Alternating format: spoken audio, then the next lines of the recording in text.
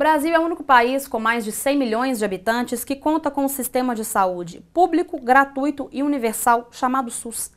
No entanto, para ter acesso a procedimentos deste sistema único de saúde, como consultas, remédios, exames, a população está recorrendo cada vez mais ao Poder Judiciário. Se por um lado a Justiça atende o cidadão, por outro pode complicar as políticas e o orçamento municipal. Judicialização da saúde é o tema do Falando em Desenvolvimento, um programa da Associação Mineira de Municípios. Nosso convidado é o coordenador do Centro de Apoio Operacional das Promotorias de Justiça de Defesa da Saúde em Minas Gerais, promotor Gilmar de Assis. Muito obrigada pela sua participação conosco. Obrigado. Promotor, a judicialização hoje, ela é uma saída para a saúde pública? Eu diria que a judicialização da saúde é um sintoma de alguma coisa que está precisando um melhor desenho, uma melhor reorganização. Primeiro, a gente não pode se esquecer que no Estado Democrático de Direito, a sua maior garantia é o acesso ao judiciário. Sempre que um direito estiver sofrendo uma ameaça ou efetivamente uma lesão. A recorrência ao judiciário faz-nos crer que alguma coisa está fragmentada. E na prática nós temos constatado isso. Quando eu falo nós, é um grande movimento que foi criado, um movimento sanitário, coordenado pelo Ministério Público através do CAU Saúde, junto a cada um dos prefeitos, numa lógica da regionalização, com a participação de diferentes outros importantes atores, como Ministério da Saúde, Secretaria de Estado da Saúde, Conselho Regional de Medicina, a Federação das Santas Casas e Entidades Filantrópicas de Minas Gerais, a OAB-MG, a Defensoria Pública, o Colegiado de Secretários Municipais de Saúde e a própria Associação Mineira dos Municípios. Nós temos já feito 34 reuniões de mediação sanitária, numa perspectiva de um tripé: saúde, direito e cidadania. Porque acreditamos fortemente que é possível haver uma convergência e um diálogo possível entre direito, saúde e cidadania. Nessas nossas reuniões, Daiane, nós temos constatados fragmentação assim muito grande do sistema, onde percebemos que a saúde ainda está sendo realizada de uma forma solitária. Por isso, o que o senhor quer dizer é, a saúde ela está com problema. Se não tivesse com problema, não haveria judicialização. Exatamente. Olha só, o próprio Supremo Tribunal Federal, que quer, como nós, privilegiar a política pública da saúde feita pelo Executivo, ele já decidiu numa ação direta de constitucionalidade, aliás, até numa DPF, uma ação direta de declaratória de preceito fundamental, de que a saúde é um direito público subjetivo do cidadão e que o judiciário deve dar preferencialmente ênfase para as políticas públicas já existentes, postas. O que significa dizer que aquelas políticas públicas na área da saúde que ainda não foram feitas por questões multifatoriais, e aí é um leque de possibilidades, mas que já existem enquanto instrumentalização pelo Ministério da Saúde ou pela própria Secretaria de Estado de Saúde. Ou seja, a política nacional já existe dentro de uma portaria ou de uma resolução. Só que ela não entra em prática. Ela não é construída.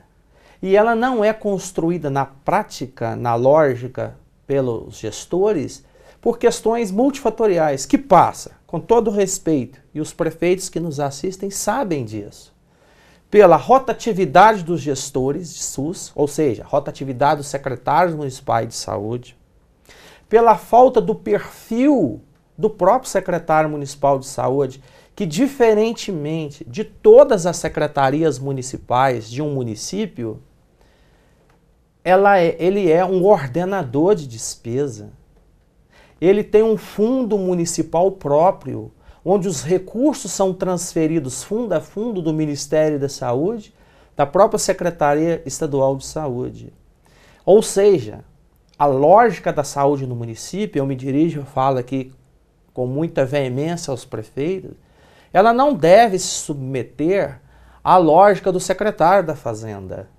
Ele é um ordenador de despesa própria, o secretário. Ou seja, a saúde não é se tiver a receita para investir na saúde. A saúde precisa do investimento. Sim. E adequaríamos a receita? Agora, Daiane, os recursos são finitos, nós sabemos disso. Como também sabemos que os municípios, sobretudo Minas Gerais, têm investido muito além da sua capacidade ou da sua obrigação constitucional de 15%. Como é que está hoje a judicialização, o quadro de judicialização hoje em Minas Gerais? Ele é crescente, ele é decrescente? Olha só, eu poderia pautar 2 tipos de judicialização, para que a gente possa apontar eventualmente alguns equívocos.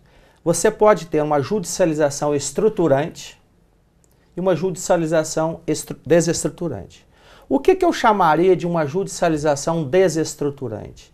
É aquela judicialização afoita, aquela judicialização que não faz uma reflexão mais qualificada da problemática, para que também possa ser avaliada se aquela judicialização ela deve ser ou não dirigida ao próprio ente municipal, porque muitas das vezes a judicialização ela é posta de forma equivocada a um ente governamental que sempre é o município, quando deveria ter sido o Estado ou a própria União. É uma judicialização desestruturante. E também é uma judicialização desestruturante quando ela não leva em conta o planejamento da saúde, o plano de saúde. É porque quando o município gasta, a justiça determina, né, que o município invista em um exame, uma consulta especializada, é determinação, o município precisa cumprir. Mas isso mexe com o orçamento dele também. Às vezes ele não tem esse recurso, precisa de repente tirar de uma outra área ou da própria saúde para atender aquela demanda única. Isso seria furar uma fila, seria estabelecer o critério para um e deixar quem está na fila, de repente, do SUS para trás? Eu volto ao que eu falei antes. Se realmente essa decisão judicial para um acesso a alguém, a um exame, a uma cirurgia, são de programas que já existem enquanto políticas públicas, mas não implementada pelo poder público municipal, eu não vejo uma intromissão e nem um ativismo judicial nesse peculiar.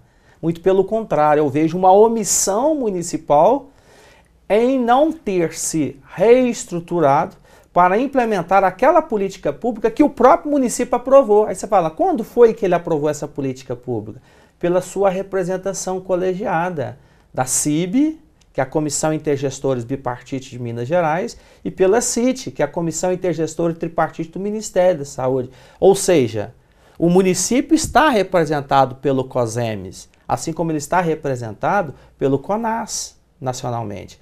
Então eu quero crer que, e aí eu volto a dirigir-me novamente aos prefeitos, que tudo aquilo que não tiver sido planejado, ou seja, se ele não tem um planejamento da saúde, ele não tem uma programação anual da saúde que a gente chama de PAS, é aquilo que ele vai gastar efetivamente no ano de 2013, em consonância com a sua lei orçamentária. Se ele não tiver feito esse planejamento, vamos pegar, por exemplo, Daiane, na área de assistência farmacêutica.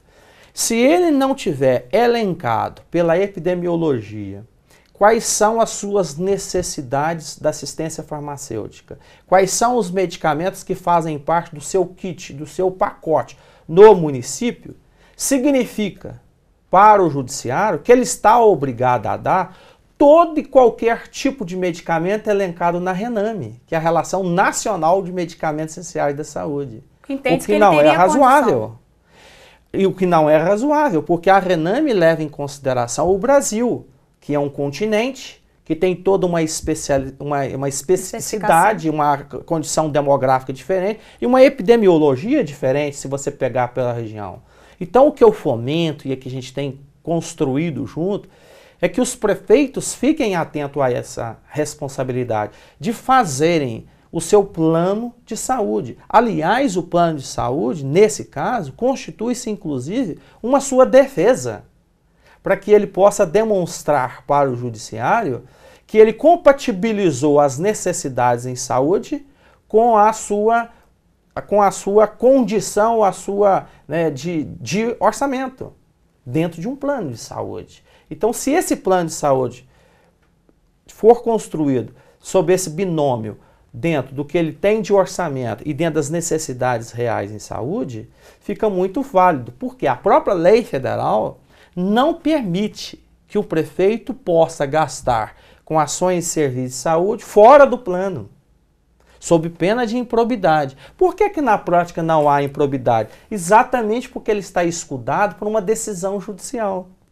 Agora, é bem verdade também, Daiana, que muitas das vezes, e os prefeitos já descobriram isso é muito salutar, que o próprio prefeito ou o próprio secretário nos pede para fazer a judicialização, exatamente para que ele possa estar protegido dessa lei de responsabilidade fiscal, de um programa que ainda não foi construído ou que ficaria muito mais caro se ele tivesse que comprar pela regra de mercado. Então a judicialização, em alguns casos, é muito bem-vinda. Quando eu falo da judicialização estruturante, eu digo para você que muitos dos programas ou muitos dos avanços que nós temos hoje no Brasil, nas diferentes áreas de atenção, se deveu à judicialização. Quando se fala, por exemplo, do Programa Nacional, né, HIV/AIDS, se deu e foi incorporado ao SUS pela judicialização.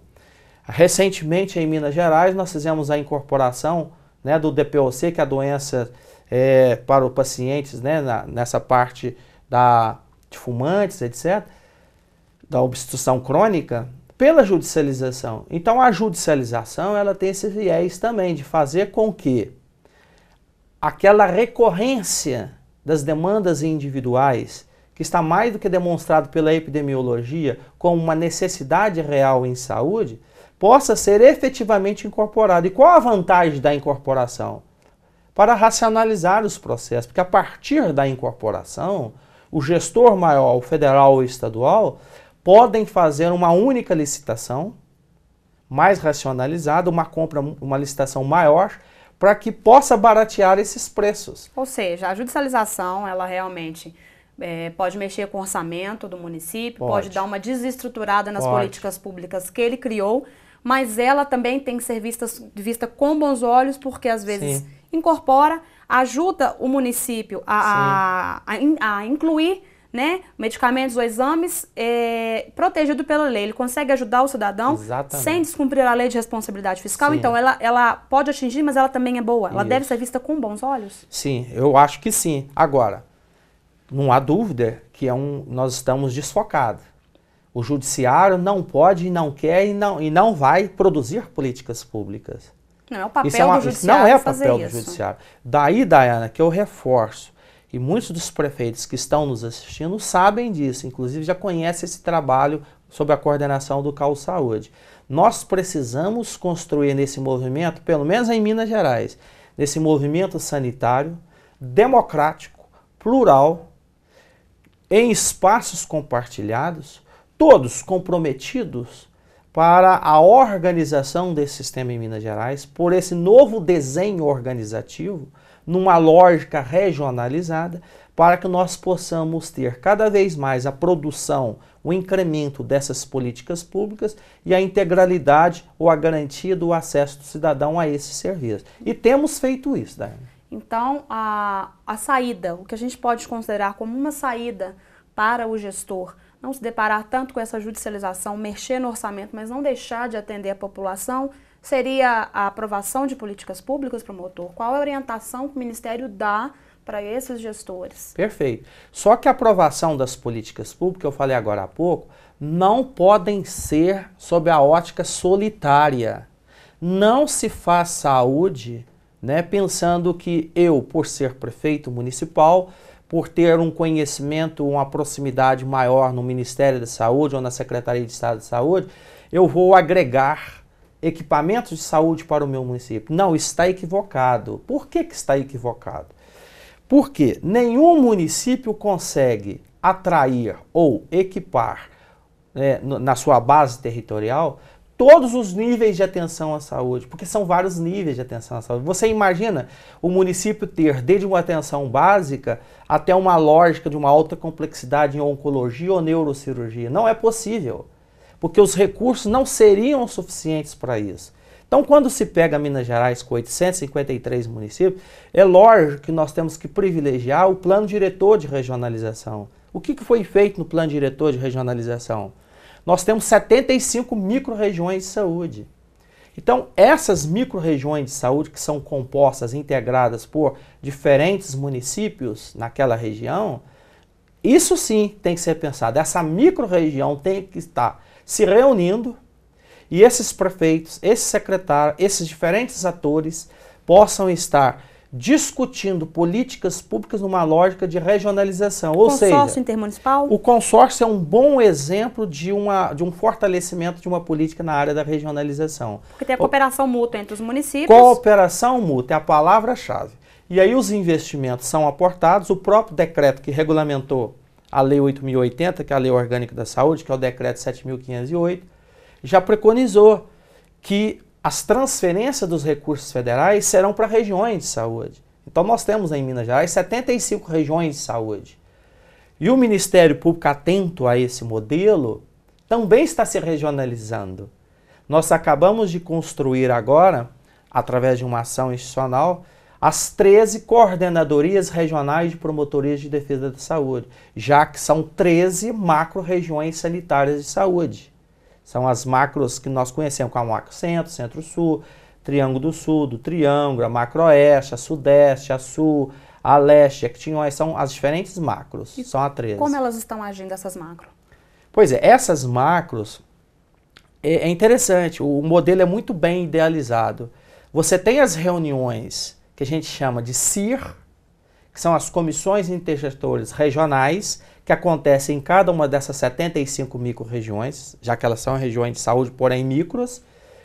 O que se delibera no conjunto dessas micros são levadas para a reunião da CIRA, que é a Comissão Intergestores Regional Ampliada, de regiões ampliadas, que são as 13 regiões de saúde, as macro-regiões de saúde. Então seriam microdemandas levadas para macro-demandas, para tentar trabalhar a educação em nível regional, porque a política nacional trata-se em nível regional. Então não adianta o meu município de 5, 8 mil habitantes ter um hospital e querer que as demandas sejam atendidas no hospital. Eu preciso pensar em cooperação mútua, em região, promotor, é isso? Aliás, a sua pergunta é muito pertinente para que a gente possa também, com muita coragem, e estar dizendo a cada um dos prefeitos que não é viável do ponto de vista de escala, do ponto de vista da economia, do ponto de vista do financeiro, do ponto de vista da epidemiologia, que em 853 municípios, isso fato é real que eu vou te passar, nós tenhamos 779 hospitais. Não faz sentido. Isso está na contramão das principais evidências clínicas do mundo todo. E o que fazer? O que nós precisamos? Nós precisamos, de forma plural, com todos esses prefeitos, vocacionar o que se pensa ser hospitais de pequeno porte. Eles não são hospitais de pequeno porte, eles não são resolutivos, eles não são estratégicos, eles não têm uma boa resolutividade para o sistema, eles não dão a cobertura esperada pelo sistema. É uma reformulação. Temos que reformular, ou seja, há uma política nacional para os hospitais de pequeno porte, não no sentido de a gente criar um embaraço para o prefeito, um embaraço político, no sentido de que ele vai ficar mal com a sua população, porque ele seria o autor do fechamento de um hospital que está lá de forma secular ou há 50 anos. Não é isso. O que nós precisamos pensar é que a saúde na Constituição de 88, ela nos impõe desafios muito grandes. Você acabou de fazer a matéria, são mais de 100 milhões de brasileiros, numa lógica da universalidade. Não há recursos suficientes para isso. Nós precisamos pensar ou redesenhar um novo papel para esses hospitais de pequeno porte. Ele pode se transformar numa sala de estabilização que é muito bem-vinda para o sistema, ele pode transformar-se em uma unidade de urgência e emergência, chamada de UPA, ou um bom pronto atendimento, para fazer a estabilização dos pacientes naquela situação de urgência e emergência, para que ele possa depois, mediante protocolos, estar referenciando para os bons hospitais que nessa altura do campeonato estarão fortalecidos como hospitais micro-regionais. Diminuir a quantidade, melhorar a qualidade. Precisamos diminuir a quantidade, melhorar a qualidade e dar a garantia do acesso à população a esses serviços. E o gestor às vezes fica muito confuso, o promotor, em como fazer isso, onde buscar recurso, onde buscar orientação. Perfeito. Por onde ele começa?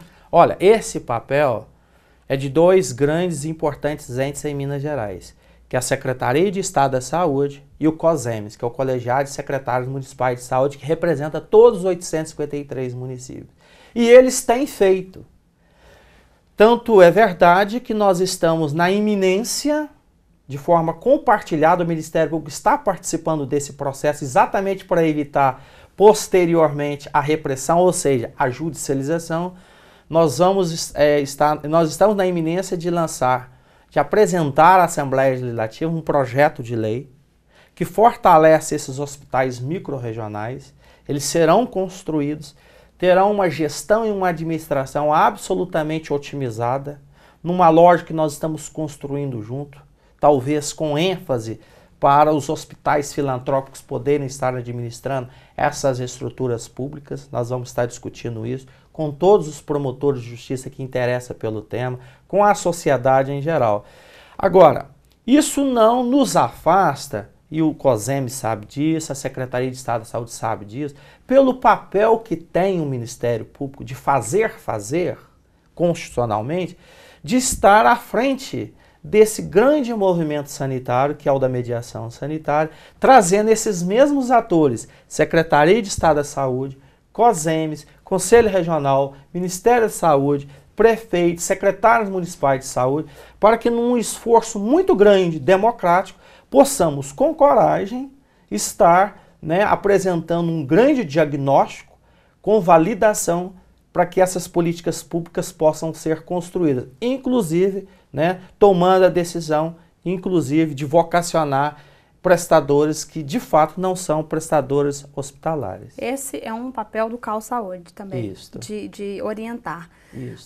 Essas reuniões já estão sendo regionalizadas, então tem um calendário que os gestores podem seguir a página do Ministério da Saúde, na página do CAU Saúde, na página do Ministério, ela vai informar como é que eles têm acesso às reuniões para, de repente, aqueles que queiram participar.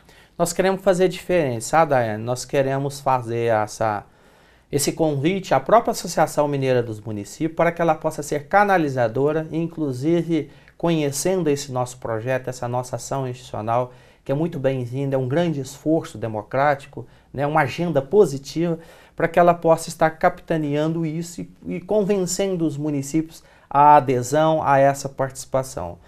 Mas na nossa página também há disponível isso. O que nós temos percebido nessas 34 reuniões que aliás, 33, nós vamos fazer a 34ª amanhã na região microsanitária de Conselheiro Lafayette e Congonhas, com a participação de 18 prefeitos, 18 secretários municipais de saúde e todos esses atores que eu já mencionei. Nós não temos tido uma programação ordinária, porque os programas são tão grandes e são tão emergentes que, me desculpa até a redundância, nós temos atuado na urgência dessas mediações sanitárias. Seja porque os hospitais estão com seus profissionais em greve, seja porque o prefeito municipal, de forma equivocada, vem retendo recursos que não lhe pertencem, mas que diz respeito ao hospital enquanto produção assistencial repassado pelo Ministério da Saúde. Isso acirra as tensões, isso potencializa os confrontos. Por isso, da mediação sanitária, faremos brevemente em municípios aqui da região metropolitana que vem acontecendo esse fenômeno, tá? E ele é muito comum, talvez não por dolo do próprio gestor, do próprio prefeito, mas é por desconhecimento da própria política pública, do seu dinamismo, de como que deve ser construída essa relação jurídica. Enquanto essa discussão da saúde, que deve ser tripartite, Isso. União, governo do estado, governo municipal, ela não acontece de forma tão clara, a deliberar quanto cada um de fato vai e deve investir na saúde, o gestor também não pode esperar que a situação se arraste. A orientação que o senhor passou é que ele busque informações na Secretaria de Saúde e no COSEMES para que ele busque mais orientações. As reuniões do CAU também ajudam, tem também esse cunho esclarecedor. Para aqueles gestores que tiverem dúvidas, claro, o senhor já deu o caminho, né? Nem das pedras, o caminho das flores. O Ministério Público também tem algum e-mail promotor ou site em que os próprios secretários, gestores de saúde podem se inteirar mais sobre o assunto? Perfeito. Primeiro também, Daiana, refrisar, é preciso repisar, que a ação de mediação sanitária ela não é do Ministério Público. Ela pertence à sociedade mineira, a esses diferentes atores. Daí, eu falo agora me dirigindo aos prefeitos, já vem acontecendo isso na prática, mas é bom que a gente possa realçar essa informação. O próprio prefeito municipal pode acionar o CAU Saúde para que nós possamos estar organizando uma reunião de mediação sanitária na sua base territorial em face de algum problema de saúde que refoge a sua competência ou a sua compreensão, seja pela especificidade ou pela complexidade até do tema. Nós estaremos no município, estaremos agregando força, estaremos construindo esse espaço compartilhado com a presença do promotor de justiça local, trazendo o promotor de justiça cada vez mais para esse cenário que tem que ser solidário, para que a gente possa estar consensuando medidas naquela região. O nosso telefone é o 33 30 95 15, o DDD é o 31, repito, 33 30 95 15, DDD 31. E o nosso e-mail institucional é CAO, sem o cedilha e o tio, né? CAO Saúde, tudo junto, CAO Saúde, @mp.mg.gov.br. Elogiman, agradeço muito a sua participação, promotor, conosco, por esclarecer um pouco mais sobre esse processo que dá tanta discussão, que é a judicialização da saúde. Nós que agradecemos, Daiane, estamos à disposição da Associação Mineira do Município por esse relevante papel, né, de levar informações, de pontuar esses temas tão importantes e tão caros para a nossa sociedade, junto a cada um dos prefeitos. Ok, muito obrigada. Falando em desenvolvimento, fica por aqui, um grande abraço e até o próximo programa.